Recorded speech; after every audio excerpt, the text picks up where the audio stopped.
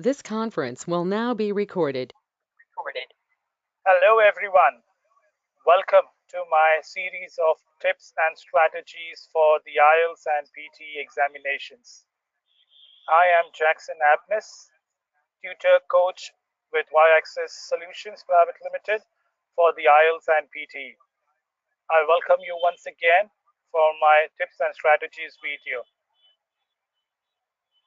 As you are all aware that I create videos to help you to get engaged of understanding the concept behind each and every question item asked in the exam for the IELTS and PT.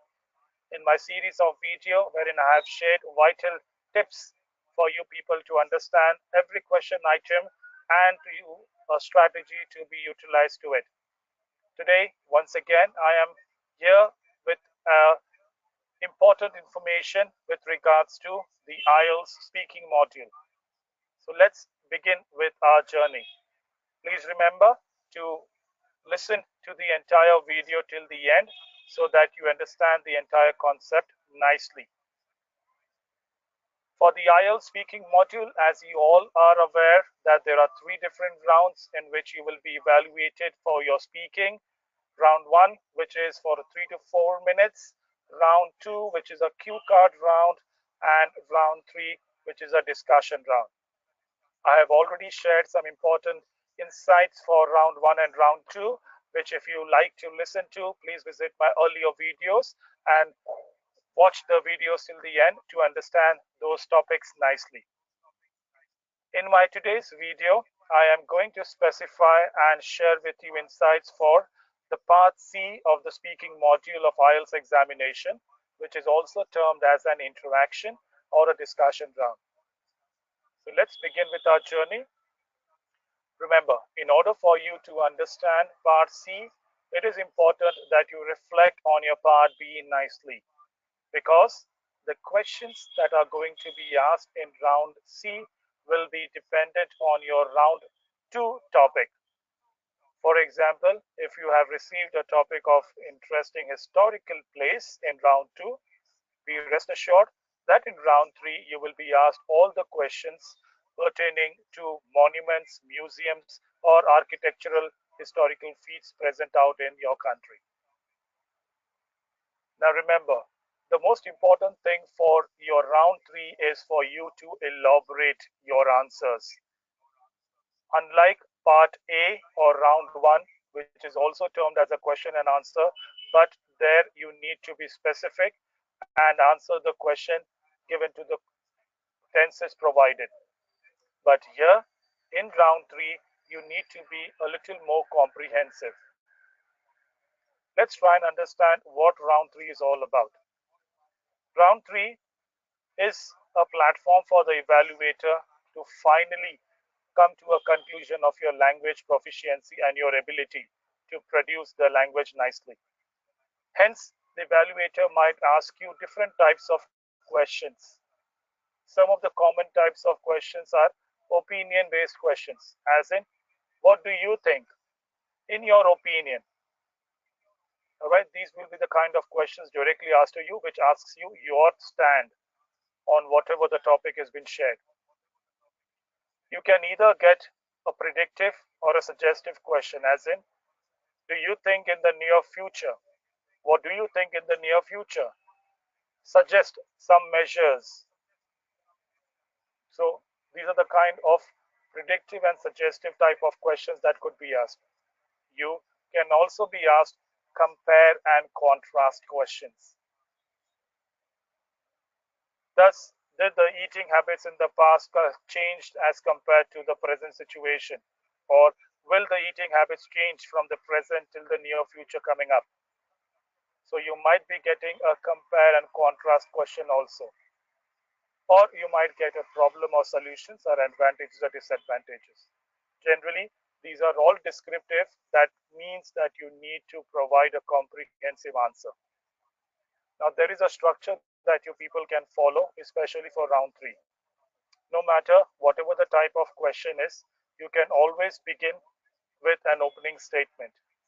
Now, when it is an opinion-based essay or an opinion-based question, You can directly begin with the default expressions, as in my opinion, from my perspective.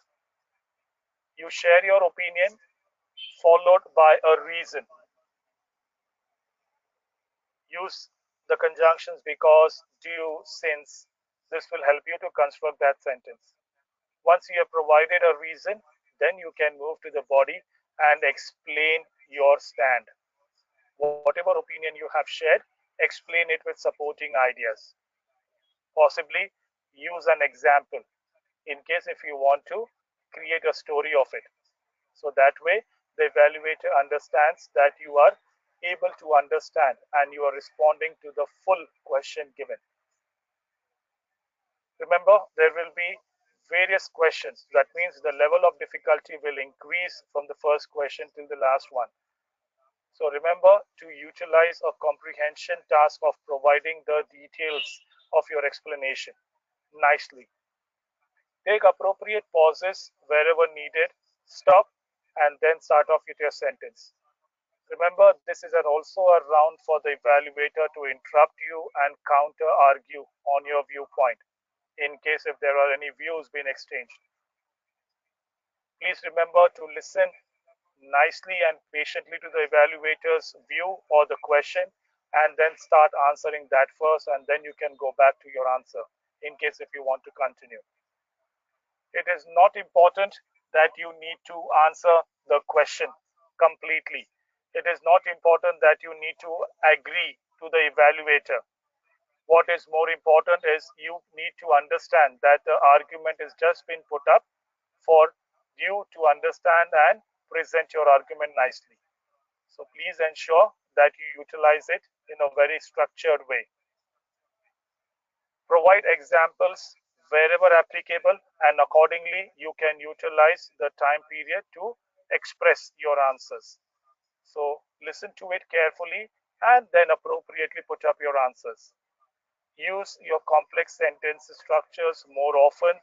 Begin with a dependent clause and then add on an independent sentence for that. Use your intonations while you're preparing your sentences nicely. All these are extremely vital for you people to get your scores up. During your round 3, the evaluator might try to give you an alternate question also. There are very less chances, but yes, in case if the evaluator wants, he or she might put or might change the way the question has to be given. A paraphrasing might be put up. It is absolutely normal in case if you want to request for the evaluator to repeat the question. Okay, you can even ask the evaluator, is this with regards to the opinion about going for this topic or going for that topic? All right, so if in case if you're not able to understand it, request to repeat the question, and accordingly you can get the question and let your brain process the answer for it, and then you can move ahead. So remember, once again, for the round 3, the most important part is you need to be comprehensive, provide an elaborative answer for every given question.